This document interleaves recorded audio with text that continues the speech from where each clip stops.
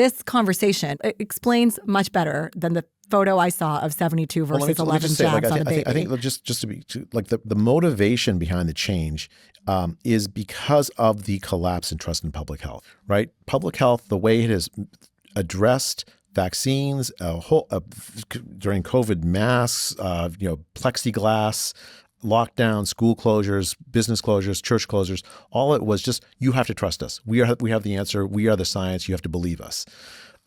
This is a attempt to say to the public, look, we're looking at it's essentially an act of humility. We're looking at what other countries are doing and recognizing that American public health does not have a monopoly of the science, that in fact other countries manage the same problem very differently. And frankly, they have better child health outcomes than we do. Denmark, for instance, mandates no vaccines. The UK mandates no vaccines, right? So the kind of coercive model of public health, which has led to this moment of distrust, that's led to uptake of MMR vaccines going from 95.7% to 92.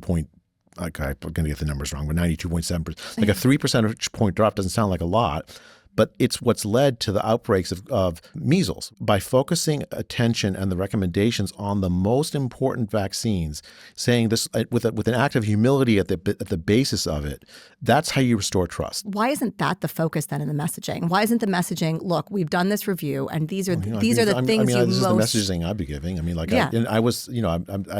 I've been giving this kind of messaging for a long time now, yeah. And part of the administration, right? So of course, but why isn't the marketing that meme? Why instead of not seeing 72 jabs into a small child, why did the New York Times teen? recommend closing schools for in 2020? Like, why did I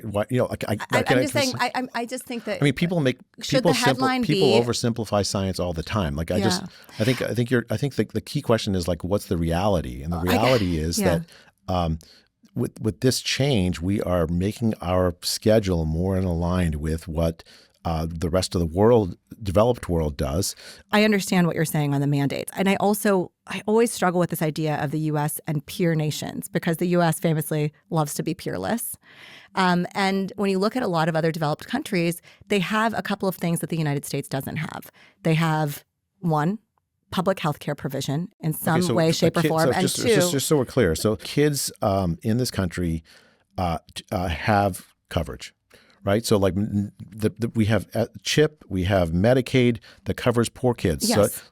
And if you're saying like, okay, if you have kids that don't have coverage, does requiring more vaccines for those kids make it easier or harder on parents? The logic of what you just said doesn't make sense. I'm not talking about the vaccines in general. I'm just talking about this idea of peer nations in general. Let's just talk about this specific thing. But I want to say the other part of this. The other